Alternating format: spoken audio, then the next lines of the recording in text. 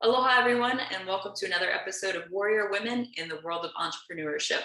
Today's guest that we have, another warrior woman entrepreneur, is Madeline Shayne, and you are primarily a photographer, but correct? It started out that way, yeah. Okay, all right. So I know you do a lot of artwork, so I'm familiar with you from the work that you've done. Again, I interviewed another person who was working on the soundtrack for the book The Green Rider. So I know you from that, and I've seen a lot of your artwork, which is very different, really, than anything that I've known or seen. And maybe that's just my lack of experience with it. But it's you take pictures, but then you're also able to edit them and just add your own magic and kind of. So I guess you'd call them special effects, but it's a lot more detailed than that because it's a still image, and you're having to add those things to it. And I can't go into too much detail because I don't know too much about it, but you've been able to make and create a business out of this. Yeah, tell us a little bit about what you primarily do. Is it just photography, or is that just a part of it? And how did you get involved in all of this? Yeah, so the photography is actually kind of it's a very foundational part of it, but it's kind of become a very small aspect. So I also do costume design for the photos because my style of photography is very like whimsical, fantastical. The project you were talking about in particular, that book soundtrack that I created the artwork for, it's actually based on a fantasy novel. And so there's a lot of like fantasy costumes that don't exist in our world necessarily. And so they have to come from somewhere.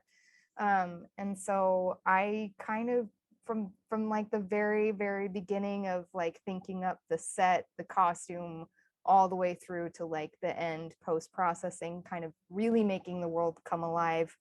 I kind of do anything and everything in between. And when did that start for you? Have you done work like when you were in high school or anything? Were you involved in like theater or costume design, or was this just something you've been doing your whole life and just decided to kind of find that area that you could do it in? Yeah, it's kind of something that's kind of organically grown throughout my life. So my mom did a lot of photography when I was little. She would take like black and white film photos and then she would hand color them after the fact. And so there was always a camera in our house growing up. And so I kind of started out with just like enjoying photography. We moved to India my senior year of high school, and that really kind of fed the like passion of wanting to document everything around me. But I've always been like also this huge fantasy nerd. Like when I was 13, I would like read Lord of the Rings over and over and over again. Harry Potter, this Green Rider series that we did the soundtrack for. Like I'm a huge fantasy nerd. So I kind of started taking my photography in that direction. And yeah, that I would say that the more fine art side of my art started probably, oh gosh, how long has it been now? About 10 years probably. It started right around when I was graduating from university. So back in like 2013, I'd say. And when did you see that there was ability to create a business out of it? Or better question is, when were you able to start creating revenue from it? And when did you realize that that's something that you wanted to create revenue from? For the longest time, there's that voice of practicality in your head going like, you can't make money from being an artist. And so I believed that for a really long time. I had this desire to go into art in college, and I didn't do it because I was like, you can't make money from that. I'm not going to do that. And it wasn't until probably like a couple years after college when I realized that like I was so passionate about it that anything else I did in life, like working anywhere, just was never going to feel right to me. Like it wasn't going to um, make me feel complete, I guess. I don't know how else to say that, but I knew that it had to be something that I did, um, that I spent a lot of my time doing in order to make me happy. Yeah. What did you end up going to college for? And what were some of the other jobs that you had the epiphany essentially that if you kept doing that, it was going to be essentially a drain to your life force and not really adding to it like your art does. Because obviously there is something that we all have to face of having a job to make money. Sometimes that doesn't have to do with what we want, but the ultimate goal, once you realize it, hopefully, is to be Yeah. able to turn towards that. So again, back to the main question there was, what was essentially, what did you go to college for? What was your major? And then what other jobs did you feel that you had to have before you were able to choose yourself? Yeah, so I went to school for international relations. I originally wanted to work for the State Department as a foreign service officer. So basically just working in embassies. I mentioned earlier, I've lived overseas a little bit here and there, and I really enjoyed that. And I thought that's what I wanted to do. Um, and when I graduated, it just like all the job opportunities that were presented to me just didn't, I don't know, I didn't find them exciting. Not that they have to be exciting, but I didn't enjoy them. And so I kind of like took this really like random route. I became an executive assistant at Walmart, which is headquartered here in Arkansas where I live. I did that for a couple years. Then I worked for a marketing company here in Bentonville, which is the last thing that I was doing. Um, and I really thought I would like marketing. I thought that would be like a great way to combine like my like artistic side with like having a more practical job that would actually make money. But I was miserable. Yeah, I hated it.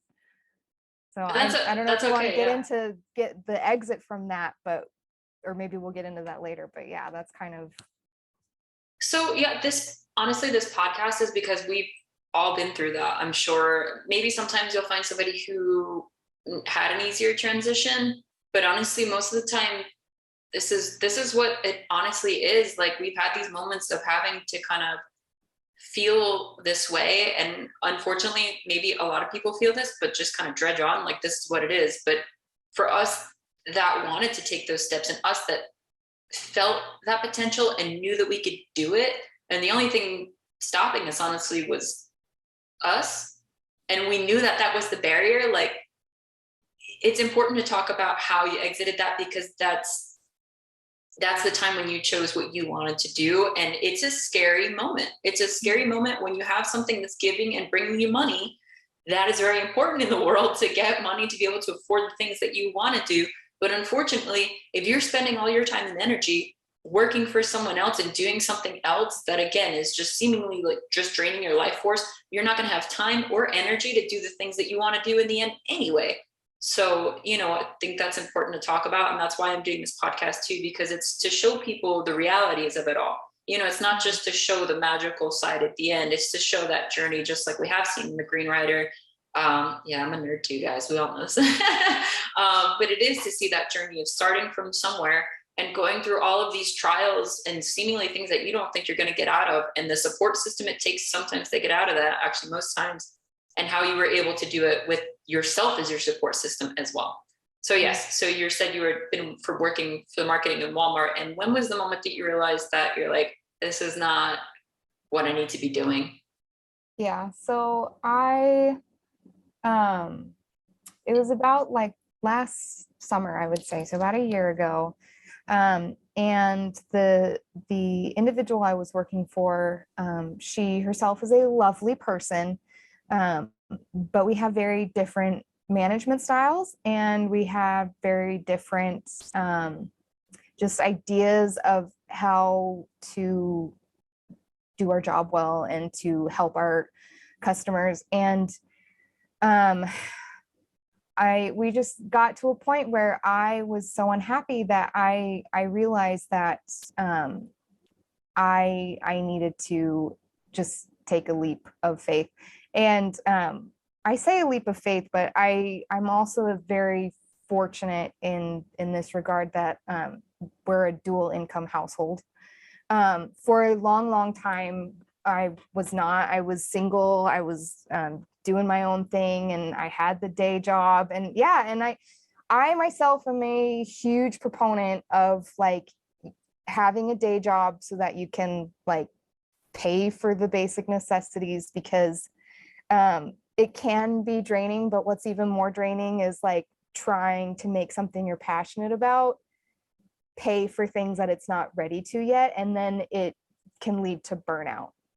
And so I struggled for a really long time with the idea of quitting, because the like strong independent woman in me is like, no, I'm not going to just like lean on my husband's income. Like, I want to be a contributor to this income. But talking to my husband, it was obviously like a joint conversation and a decision that we came to together, that I've really been lucky to have this opportunity, that like we could afford to take that leap and go to one income, while I kind of figure out how to make this actually work, and not be drained by trying to make other people, like, how best do I explain this? It was just frustrating every day to feel like the job that I was doing was not the best that I could do, because I wasn't allowed to do it the way that I wanted to. And so I don't know if that's kind of like a confusing story. I don't I know don't if think that like so at helped at all. all, but Yeah, I think it's just, again, when you can't bring your all into something, whether it's from somebody else kind of stifling it, mhm. or whether it's just you're unhappy because somebody else is stifling it, or you feel like this is not the right ladder you want to be climbing up. I listened to another podcast by somebody, and he always talks about how he he was teaching, he was doing a teaching job, and that's what his goals were, to be a teacher. But when he started, it just didn't feel right. And, it was like he was going up, there's two ladders on the wall, and he just was going up like the wrong ladder. So at one point he realized that like he can just go back down and like step up the other ladder. But some people never realize that they can do that, and they just keep going up that ladder, and then they just spend their whole lives climbing that ladder, and it's just not a ladder that they want to be climbing. And then not only that, you might even get stuck on a step, and then you just never grow from there. So you always want to choose something that allows you to grow. The moment your growth is stunted, Yeah. you just stop, your energy just depletes. It's like an aura around you, and it just keeps like decreasing. Yeah. Whereas you want something that's going to allow your vibrancy to show. Mhm. Because when you feel it, it's going to exude. It's that law of attraction as well. So making sure that you're able to give your all and all of your potential energy to something that you can make kinetic, it's gonna thrive. And even if it doesn't right away, having that support system helps, because otherwise it won't give you that opportunity necessarily. And again, maybe that support system is a part-time job rather than a full-time. For me, I've just recently gotten a part-time, but I was kind of doing full-time hours to start, and it was not working with what I needed to do. It just wasn't working with my sleep schedule. And I know that sounds like petty, or like, well, if you're really into it, then you would do anything and everything. It's like, yeah, but I'm also human. And like, as much as I try to wake up the next morning after going to bed at 2 a.m., I'm not 20 something anymore. Like, I'm 30 years old right now, and my body won't wake up. And then by the time I wake up and get up, I have to go back to that work again, to where I'm not even able to really add to what I want to do. Like, luckily they allow me to keep my cards there, so it is an avenue to help me. But the time I was spending there, I was not building on my own business and what I wanted to do. So it was draining rather than adding to me. Mhm. And I think that's, if I'm not mistaken, that's what you're saying. When you're not able to do that, it just drains your life force. Exactly. Yeah. Yeah. And I've had jobs where I liked them a little bit better, and I was able to, because I wasn't so drained from that job, I was able to like wake up earlier and work on my own stuff before work and after work. And so like finding a job that can still let you do that is huge, because if you push yourself to like make something work that is just draining you completely, you end up totally burnt out and hating life. Yeah. And it's hard too, because at least I'm not sure if you've ever dealt with this, but with certain things that you do, you also try to find, like, if you have to have like a part-time job while you're still building your business, because I like what you said, sometimes it's not ready to be its own entity, sorry, yet, because Mhm. it's still building. So you can't throw everything on it because it's just going to crush your foundation. Your foundation needs to be strong, and you need to add things that are going to build it. And then, as that rises, the other one can decrease, but this one needs to rise as that happens. And again, it's just that balancing game. But sometimes, like when I was looking for a part-time job here in order to kind of just get that revenue to help put into my business and help to grow and create networking, I was trying to find it within what I do so that I can keep practicing, I can keep doing what I love while building my own. However, when you're in the same field, even if you're a small business, if you're even anywhere near something corporate or something smaller, they see you as competition. And then that's when they try to stunt your growth or incorporate you. But when they incorporate you, you just fall to their rules all over again, and everything you've built within your own name will crumble or just be like washed over by this ginormous wave of corporation, and you're just kind of back where you started. So I don't know if you ran into that, but I don't know what the part-time, what did you end up working in on the side? Did it have anything to do with what you were working towards, or kind of was it just a means to an end while you built what you were building? Yeah, so it was so I mentioned earlier I was like the executive assistant, and that's when I did full time, and then I did a little bit of full time with the marketing. And then I actually talked to her, kind of the same thing with you, where I scaled back to part-time hours. And that was helpful for a time. I it did help me kind of put more time, but I think more than anything, scaling back to part-time hours helped me see that I really needed to be stepping back from it completely, Yeah. because it wasn't like, it wasn't necessarily the hours, it was the working environment and the Yep. difference in goals that really was the sticking issue, and that was preventing me from being able to work on the things that I was passionate about. It is nice because those things also give you that realization. Whereas maybe I know I got into a point of, like, when I first moved here to Hawaii, like last October, I felt a little stuck because I didn't know what direction to even start in. Like, okay, I'd spent a lot of time on virtual things like email and all those things, but I was sitting inside trying to do these things, spending hours at home in Hawaii where I should be outside getting my name Yeah. out there, even if it's just me on the beach, like just making myself present in person. Mhm. And virtually, but also, like, again, you in person then virtual, you in person then virtual. So yeah, it's easy to get stuck sometimes. And I think having this part-time job now has really reinforced like a schedule for myself, and also a direction. Mhm. It's now like, oh, just go, like whatever Yeah. it is, like don't Yeah. get stuck here, because otherwise you're going to get stuck there. You don't want to get stuck Mhm. there. So just keep growing in that direction. So Madeline, you said last year was when you ended at Walmart, right? That was with the marketing company. Sorry. Oh, Yeah. okay. So it was different Mhm. than Walmart. So you'd Yeah. already ended with Walmart. Mhm. um when did you end with them? How many years ago? Um, oh man, it's hard to think of dates. I feel like That's okay. COVID totally like screwed up my timeline of things. So I worked with Walmart for about 2 years, and then I moved to Boston in 2015, and then I was basically doing the same thing. I was an administrative executive assistant, Okay. just for a different telecoms company there for 3 years, and then I moved to Arkansas, and that's when I started with the marketing company. Now, another thing too is, like, with all the moving, even though you've done a lot of moving in your life, you've not necessarily done it with your own business.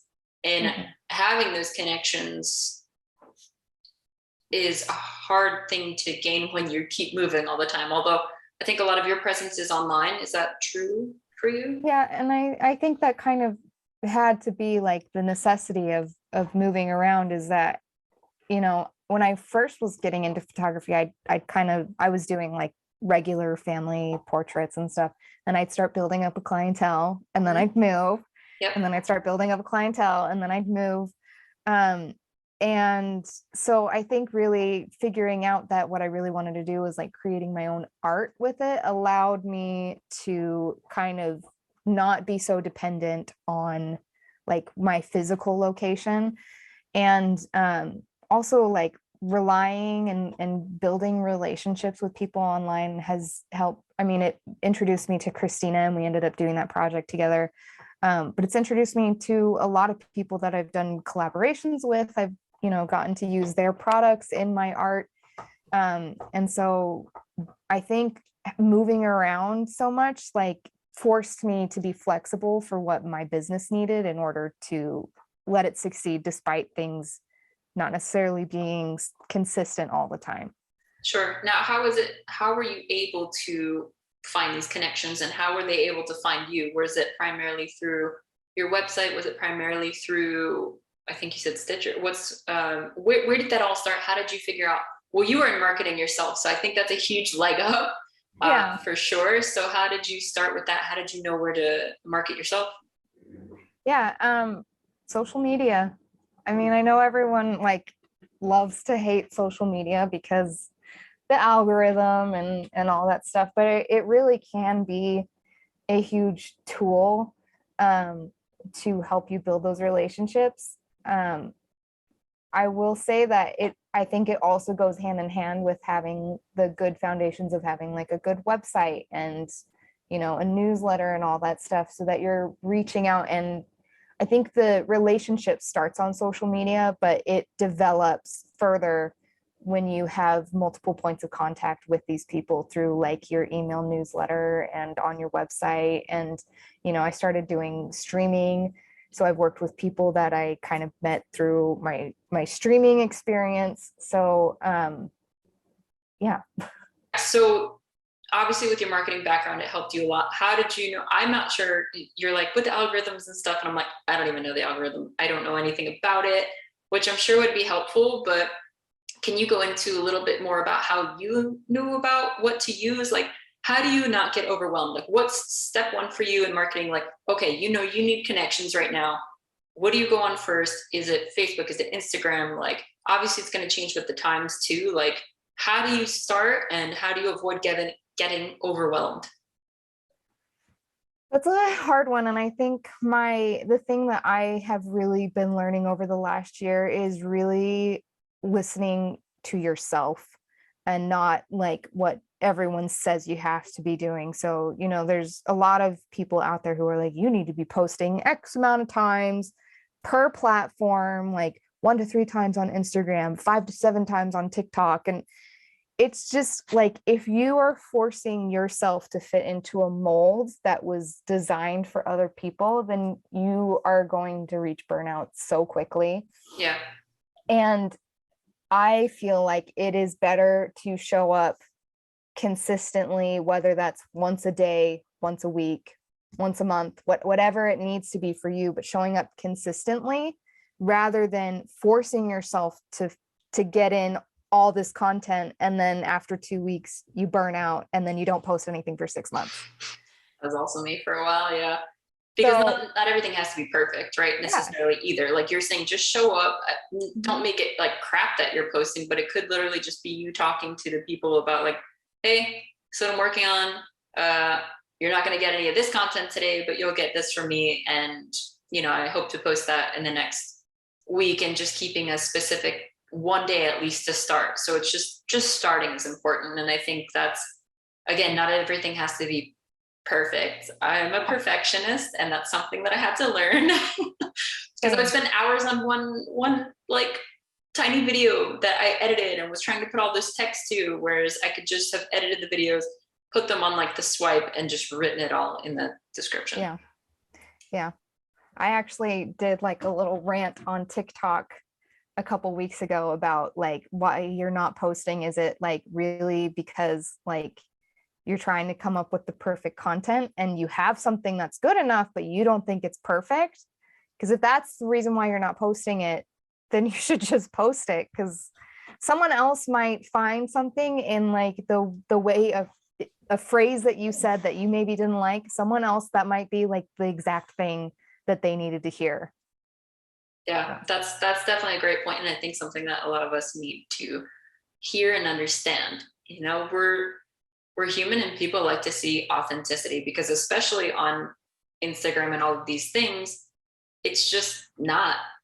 And that's okay. That's kind of what it's for. It's to see that like that goal of where you want to be, but sometimes it's just not, I think authenticity and being authentic is where we want to be, and that's what I want to definitely show with my brand, at least, with martial arts and fitness and Jeet Kune Do. It's all about just adapting with life, however that goes. It can go up and down, and learning to be able to adapt and deal with it and just get back on track if you are off track is an important part, and it's an important part in business. So I'm glad that we're talking a little bit more about the social media aspect, because I haven't touched upon that a whole lot with my previous interviews thus far. So do you find, so you talked about burnout as well. I definitely know that can happen, because sometimes the mentality is all or nothing, even when I don't want it to be.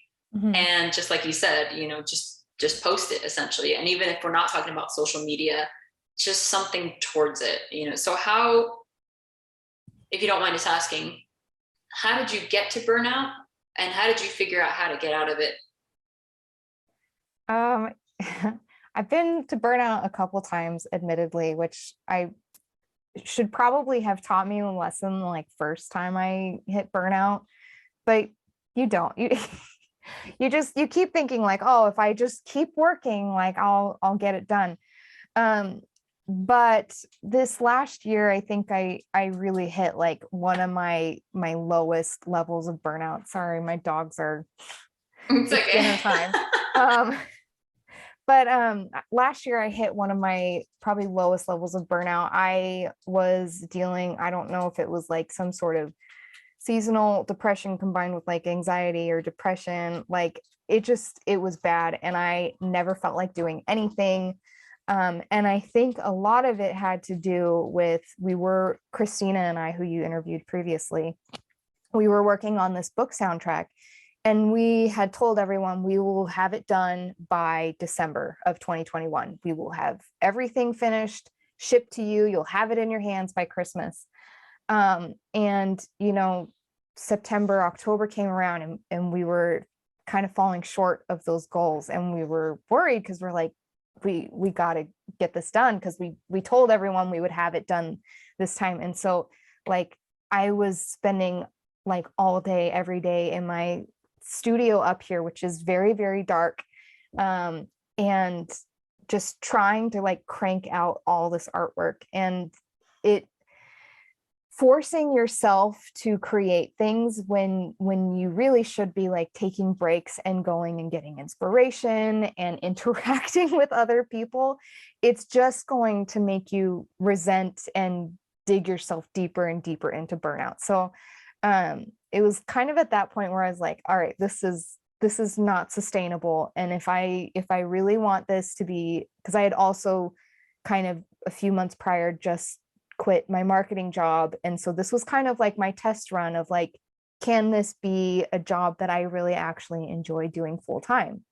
And, in October, November, I was like, no, this isn't it. Like, I'm hating this. I hate my life right now, because it's like, I just feel so burnt out. And there's nothing worse than like feeling like you've taken that chance and you're finally pursuing your passion, only to feel like your passion is making you not enjoy your life. Because then you're like, oh shoot, like what do I do now? Like if I don't even like doing the thing that I like doing the most. Yeah. And so I had to kind of take a step back and admit to my business partner, Christina, and our people that it just like, we're human, and we've been trying our hardest, but we're just not going to hit this deadline. And we could give you the work that we're doing, but I would rather have more time, give myself grace, and give you a better product in the end. And so having to admit that to everyone was hard, because you want everyone to think that you're like this professional business that is running so smoothly, and you say you're going to have this deadline and this product and at this time and this date. And so that's hard to admit that and share that with people. And then also I had to kind of look at everything I was doing and recognize that it's just me, and scale back what I was doing so that it was actually feasible for a single person to be doing all that stuff. So I had to cut back on a couple projects. I had to change. I was doing like regular newsletters. I had to scale that back to only once a month. And I think you go through seasons of life like that, and just recognizing like what you are realistically capable of, and creating your level of consistency around that was something that was really hard for me to learn, but has honestly been the most helpful in helping me climb back out of burnout, because I feel like now I have like a sustainable way of running my business. So you found your way back to enjoying it, or is that still, you're still kind of working on that? No, I'd say the last like month or so, I'm actually like, I've been coming up into my studio here, and I'm like, you know what? I actually feel like editing my photos, which I haven't felt like in a long time.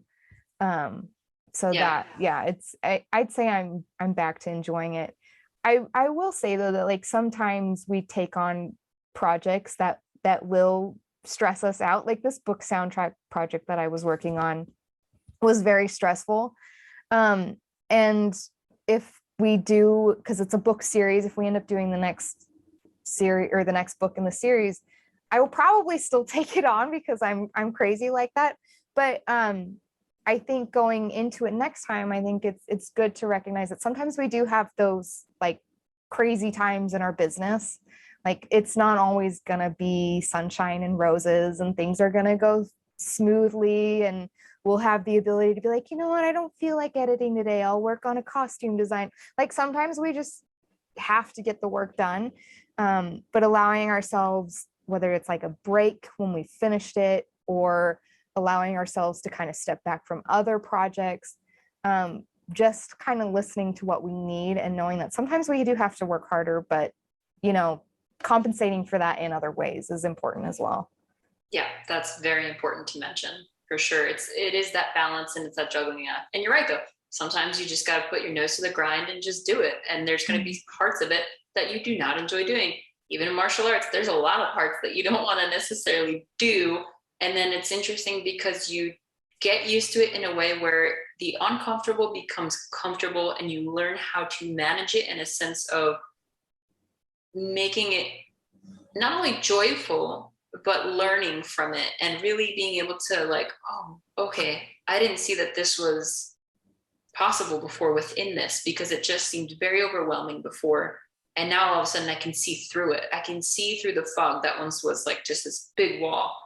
And it becomes something you almost look forward to, even in the parts that you saw not, that you didn't look forward to before. But again, there's still that point of being able to grind through them. Now, with the projects that you're doing, I had talked a little bit to Christina about this too. And I know on her end, she didn't necessarily think about what she was going to get paid on the first project. And only if you're okay with discussing this, but I think it's a big part of business is knowing your own value and your own worth and your own work and what it's owed, but how you can manage that with what you guys are doing. Like, how are you able to, because it is your time, and what you are doing is something very specific and that people do pay for. And I know that you guys are doing it because you love the series and it's something that you really wanted to bring to life, which is incredible. And also you've been able to get into this community because there's been so many other people that wanted to see that too.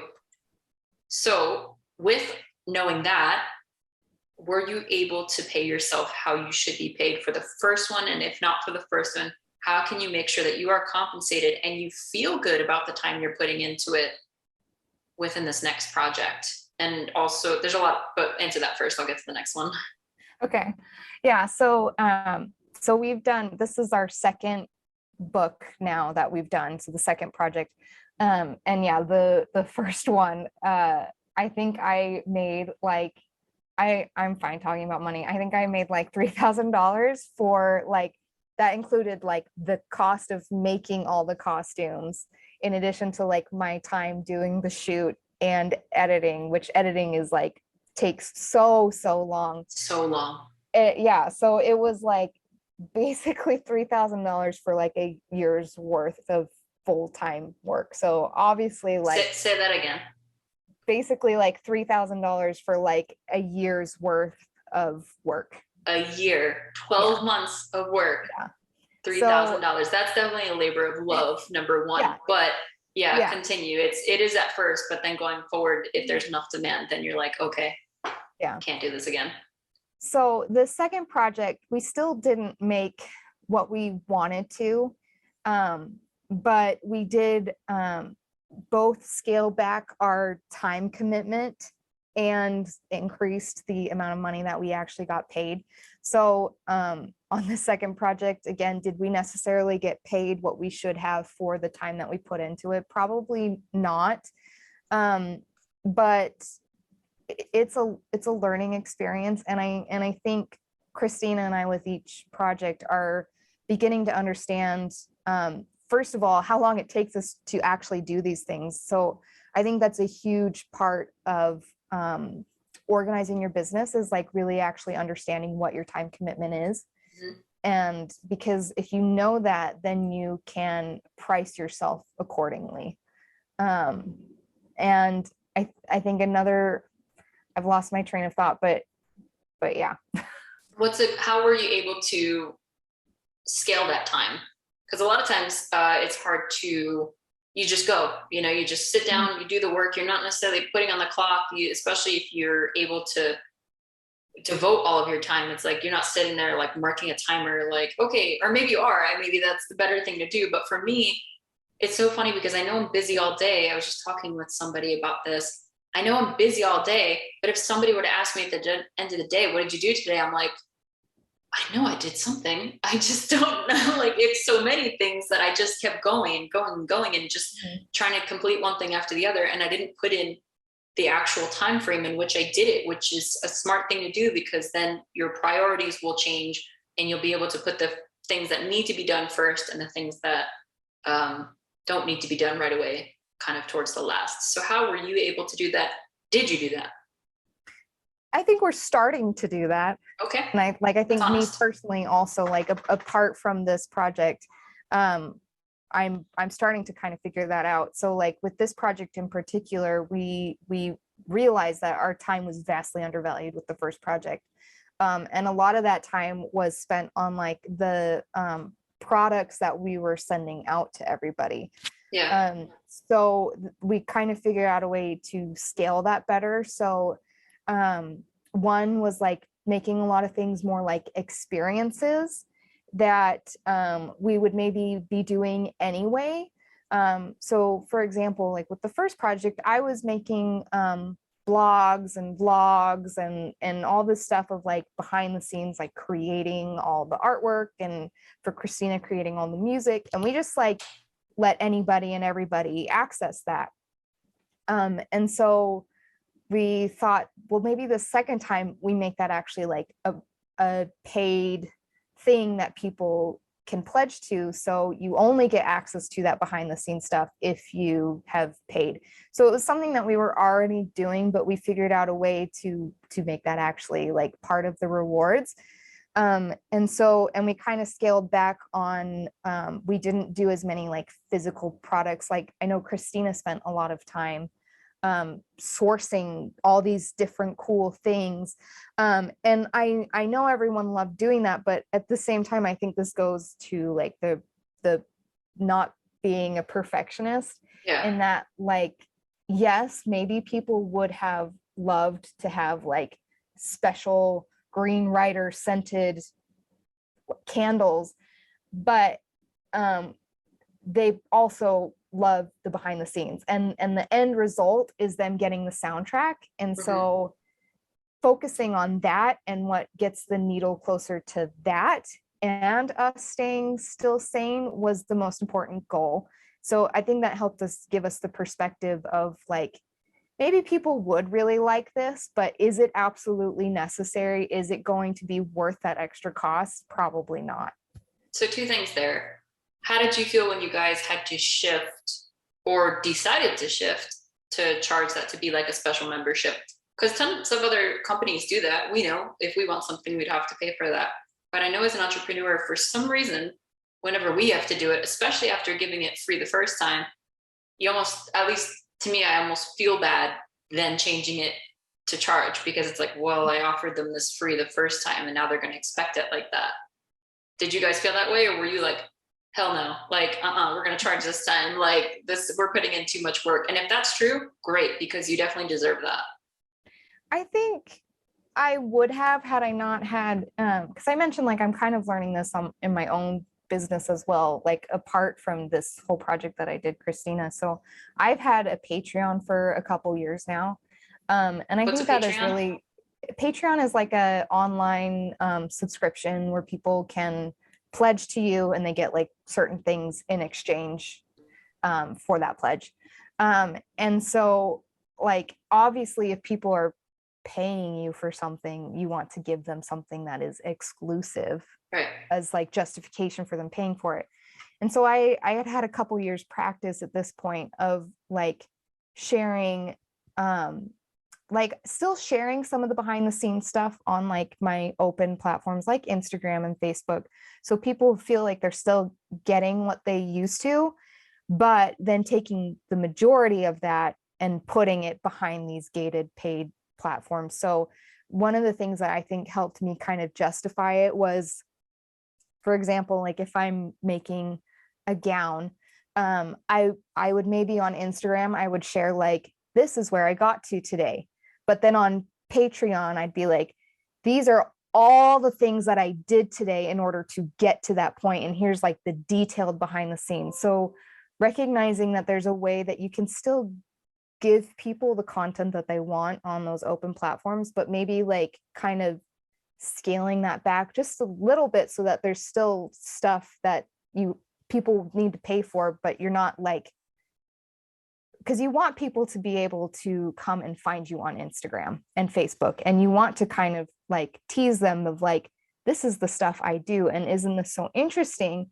So that then when you're like, oh, by the way, I have more of this stuff on Patreon or wherever, then they're like, oh, that's super interesting. I already love what I'm seeing here. I'd love to see more. Yeah, it's not even necessarily like a tease, although I think it's funny to say it that way. You're right, but at the same time, I think it's more of a taste than a tease. Yeah, because the taste is something you're it. like, oh, I did want to try this and I really like it, so I'm going to go in for it. Tease is something, you give and take away unless you have it. But I think this is more positive. Like, this is what you could have. Mhm. And, you're definitely welcome to do it, but you just have to do what it takes to get there. And that's fine. So let's talk about, and we only talked about this part because it is a big part of your life, this project, and it has to do with your business because that's where it's running from it. So what is it's Madeline Shayne. Yes. Mhm. So what's the actual, is that your LLC? Like, what is your company? Is it like an entity yet? Or can you explain to us a little bit more about that, when that came about officially? Yeah, I have an LLC that I operate under, but basically my Madeline Shayne stuff is all under one lump under that, and everything I do is under the Madeline Shayne basically, but for like legal purposes I have my LLC, which is called Seed and Ray. Okay. Like a acorn seed and sun ray. Like I realize people, when I say Seed and Ray, people are like, what did she just say? And what was the second part of your question? Sorry. No worries. That's fine. And that's also fine to operate under that name. Like, that's where you want it to be, but everything's under Madeline Shayne. I also forget my question. Oh no, it was just that. It was, when did you start that LLC? Yeah, I started it in 2015, I believe, when that was actually when I kind of started taking serious that like, eventually, if I can make it happen, I want this to be like my full-time thing. So I was still working. This was when I was in Boston. I was still working as an executive assistant and then doing this on the side. Income. But I wanted to set it up legally correctly from the beginning. And so that's kind of when I got it started. Which costs money in itself, I think, and that is something that's smart to do so that you have your entity. And also, like, once you have your name, you're like, no one else can take it. And then just to start building from there, because again, something comes from a solid foundation. And I think having that name and deciding to do that is an important factor. But again, it literally costs money you have to pay for the name, you have to pay for the LLC, you have to pay, I think yearly or whatever. It depends, I think state by state maybe, but you have to pay that yearly dues into owning that name. And then it's also money if you have your own domain name, which I don't yet, because I don't see that right now as something that I necessarily have to do. I do want to do it, but I really had to prioritize what was actually going to bring in money. And that's another question I was going to have for you after this as well. But just going back to, how did you have the confidence to be able to, like, so you still had that income coming in from the marketing job, right? Mm-hmm. So you were able to kind of process that, like you had that income. So you're like, okay, I can put this now to this LLC that I want to create and just start building from there. Is that correct? Yep. Okay. So you've had this since 2015. Now, aside from this project, is this the majority of what you do? Like, how do you market yourself as an entrepreneur? Like, who is Madeline Shayne? What is Madeline Shayne? Yeah. So I mean, I'm a huge proponent of social media, even though I know people hate it, because that is where everyone hangs out. Like in your free time, you go and get on TikTok or Instagram or Facebook or wherever. So I do put a lot of my time into being present on those platforms. I don't necessarily love like the idea of like me marketing myself, because I think a lot of people feel like that's kind of like cringy to market yourself. But I mean, that is what we're doing. Like we are marketing ourselves. But the way that has kind of helped me feel better about it and more authentic and actually wanting to do it is the idea of just like sharing who I am on those platforms. And for the longest time, for example, on Instagram, I thought like I can only share my photography. Like that is I have to niche down. I have to only share the photos that I'm doing and nothing else. And I think it is good to niche down in the sense of knowing who you're talking to, and talking to them specifically. You don't want to try to talk to the whole wide world, because then you're talking to nobody. Mm-hmm. But I think that one of the things that they don't talk about enough in all these like these marketing professionals talk about is sharing kind of those things that make you human. So I have noticed in my own platforms, while I predominantly do photography and like costume design, that's kind of where my money comes from.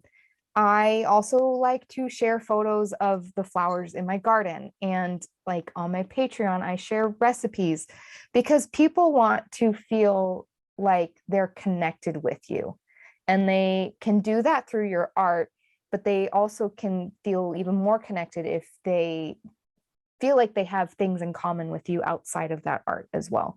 So I try really hard to incorporate parts of myself into what I am sharing online that I think that my ideal customer also would enjoy. So I know, and sorry, I'm kind of rambling, but no, like I know my ideal customer loves beautiful things. They love to be creative.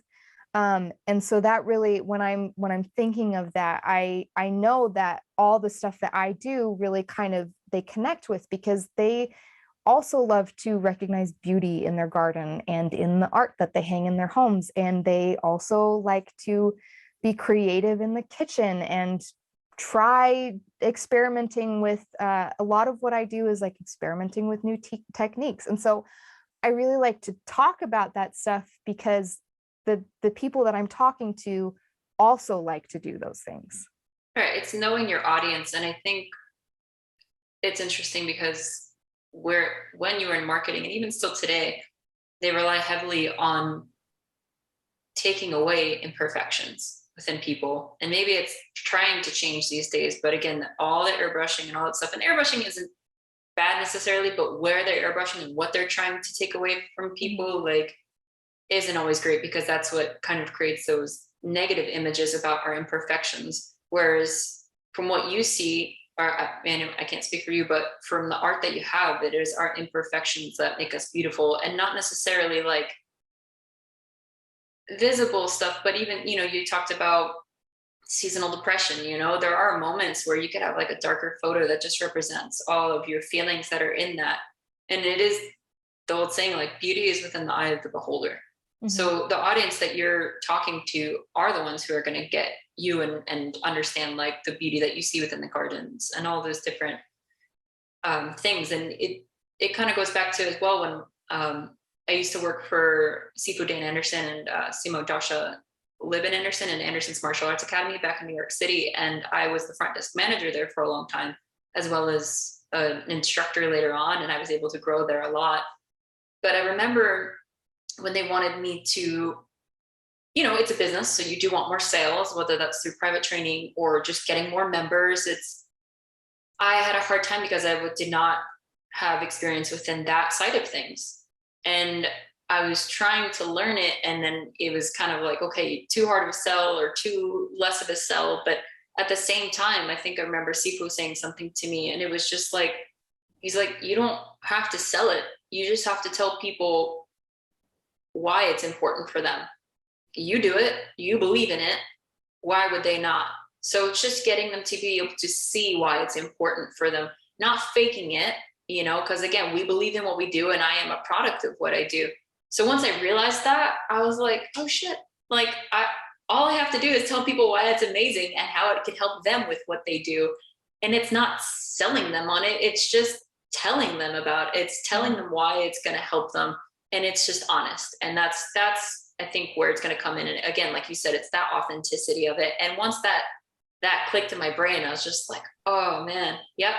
Nope. That makes a whole lot more sense, because like, I'm over here thinking a different tactic where really all I have to do is just tell them why I love it and what it can do for them.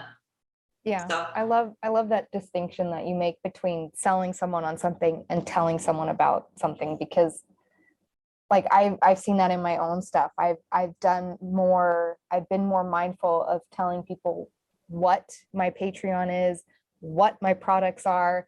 I've told them that I have them, because I think a lot of times we're like scared to be like, hey, I have this service or this product. You want to be like, if you guys are interested, I might have it. Like, you're never going to sell things like that. Exactly. You need to tell people that they exist. And then a lot of times people are like, oh my gosh, I had no idea. I have been looking for something like that. I'm so excited. Yeah. It's like, we love it. Why wouldn't they? Yeah. And for some reason that doesn't click with us, because we're the ones giving it. And for some reason, if we're perfectionists, we're going to think it's not up to par. It's not good enough. But at the same time, it's just like, we also have to remember our lineage. How did you learn that? Your mom, your grandma. I remember, you wrote in your story, or you said on your YouTube video that, that was your, what do I want to say? That was your refuge, right? Going back to your grandma's cabin in Arkansas. That was always your main home, even though you were moving all around the world. That was a place to go back to where you could see all your imagination and everything just really come back to life. And that's that lineage that you come from. Because you said, is your grandmother an artist as well? Yeah. And your mom as well. Mm-hmm. And that's where you learned a lot of what you do. Yeah. Correct me if I'm wrong. So think of that lineage that built you. So it's not just you that you're representing, for better or worse. It's all that built you. And sometimes that's a heavy weight to bear if you think about it that way. But it's also a beautiful one, because not only are you paying homage to that, but it's not just you. It's all of your family that has come up, and all of those people who have been a part of raising you within what you're doing. For me, again, yes, it was my family. I was definitely raised by a village, my parents, my grandparents, my aunts, my uncles. And I definitely wouldn't change that for the world, because it helped me to be adaptable. And that also helped me in martial arts. And then again, in New York City, like, I didn't know that martial arts was going to be such a big part of my life until I went to Anderson's Martial Arts Academy. And I had started there, but then I left for a year and a half, and then I couldn't stop thinking about it. And I knew that was the place for me. So then I went back and I started as like an intern, because I couldn't afford to go there. And they allowed me to be an intern there. And then I could start taking classes for free. And then eventually I became an instructor of something called kettlebell kickboxing, which is more fitness. And then it led back into martial arts, which I could only take like 2 days a week or even 1 day a week of classes in martial arts. But like you said, it's that consistency. Even if it's that once or twice a week, as long as I was able to maintain that, I kept growing. Even if it was at a slower pace than I wanted to, I was able to keep that going. And Then eventually I was able to take more classes, and they gave me more responsibility in a way that helped me to grow. And now I own my own business, Tasco Fit Martial Arts and Fitness. And I do primarily private training, but I can also teach classes in the art and concept of Jeet Kune Do. And that in itself is all about adaptability. It's all about absorbing what's useful and disregarding what is not, at least for that moment. And it doesn't mean that what you disregarded can't come back later on. So even in your art, you might decide to go a different direction, and maybe you're feeling differently about it within the seasons, like you said. But you can always take from what you know. You have this toolbox, and you can kind of pick and choose what you need to use at that time. And I think that's important to remember as entrepreneurs, that we're all unique no matter what, because we are different. As long as we stay true to ourselves, as cheesy as that sounds, but it's very true. Like, stay true to yourself and what you want to do and what you want to give. And just you be confident in what you know, because it's what you enjoy doing. It's what you've purchased. It's what you've invested into. I'm sure it's not cheap to buy a camera. It's not cheap to do all these like editing. Definitely. I'm sure you have like an editing program, right? That you use. Yeah, that's not cheap. Your time is not cheap. So as it shouldn't be, because it's something that's, you are giving thought, you're giving effort, and people want to see it. But with the community that you've created, just kind of, I know I'm rambling now, but with the community that you created, at least for that project, I remember that moment where you guys came out, and I'm sure you felt so distraught to tell people that, like, I need to take a break right now. Like, I want to give you guys this. I promised you this. But guess what? Big businesses do that too. They can't always meet that deadline. And if they do, the product is shit. And you guys were just being honest. You're like, if you guys want to ship product, here you go. We're going to give this to you right now, half-assed. But you're not, that's not who you are. That's not your integrity. So as long as you're honest with people, it's fine. And if people aren't fine with it, then that means that they don't belong within that group and that community, essentially. Mm-hmm. So, you're doing a great job. And as long as, again, now you have a new community here with the Warrior Women in the World of Entrepreneurship. So if you ever need any help or anything, know that we're here for you. There's other episodes on this podcast with people who have gone through similar things. And you and I are both still growing. We're still kind of in the beginning processes, although you've been in it a little longer, from 2015. Mine began in LLC in 2020, but I've been working with it for a while, just usually with somebody else. So, Madeline, what would you like our listeners to take away today from your own experiences, for people who are either in the weeds right now or not in the weeds, and they're just, plugging along with their business and maybe are looking for some inspiration, or even those who might be thinking about creating their own business, but maybe are kind of tippy-toeing around it and maybe are not sure if they want to invest in themselves? What do you want our listeners to take away from this conversation today? So many things. So many things. I know. I'm really good at like loading people up for that. Yeah. I think one of the biggest things that we touched on a lot here is not allowing perfectionism to impede your growth. Yes. To not wait for things to be like exactly how you pictured them. I think there's value in having high goals, but there's also value in just putting the work out there, and people will come, and they actually, a lot of times they like seeing that imperfection. Because they like that it's human and they can relate with it.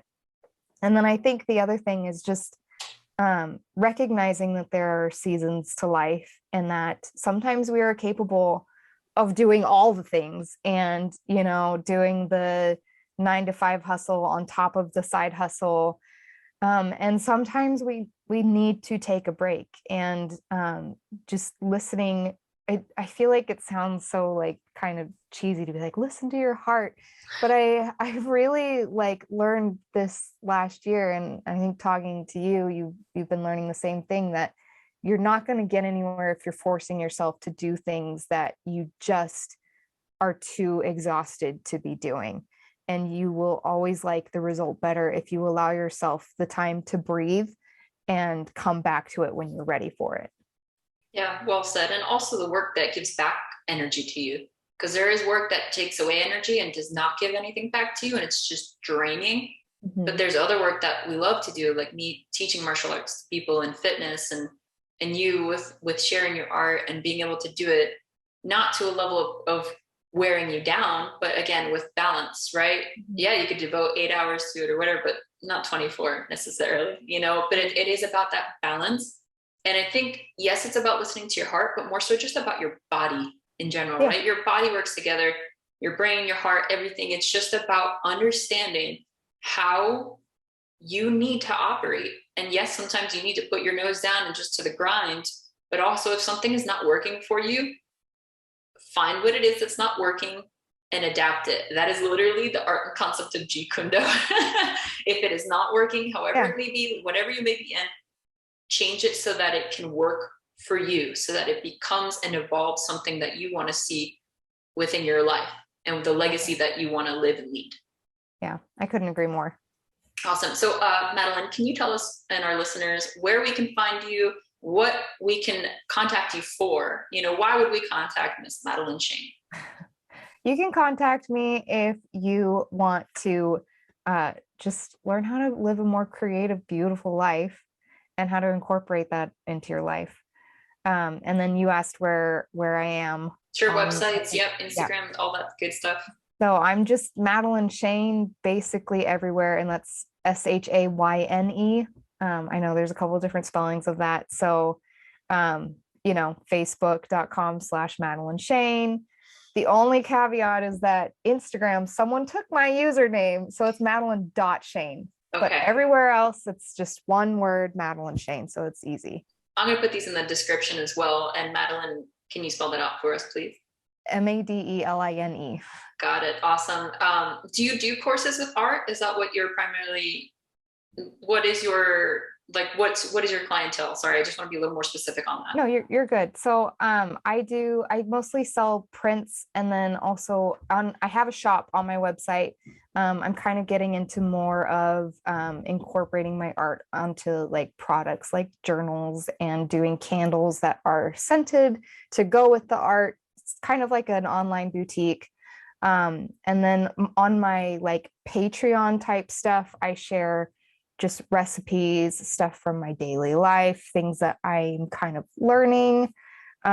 So just my goal, I guess, is to help people incorporate beauty into their life, whether that's through physical items that they can buy in my shop or just by being inspired.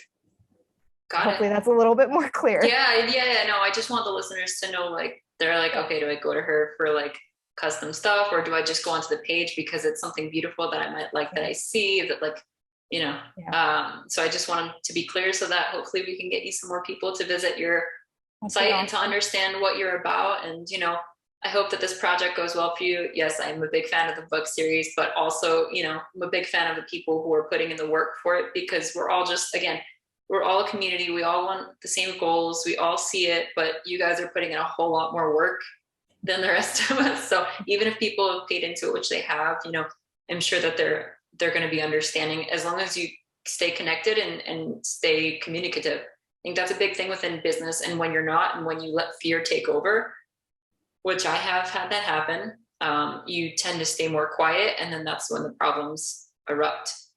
Sometimes I don't stay quiet enough, but, again, it's just, honestly, it's all about that balance. So Madeline, thank you so much for your time today. I hope you've enjoyed being on this podcast, and I hope you give a listen to all the other episodes that we have, because like I said, we're building a community of warrior women here, and I'm really excited to just keep this momentum going. Yeah, I can't wait to listen to all them, and thank you for thinking of me and having me here. Of course. Have a great day, Madeline. Aloha. Bye.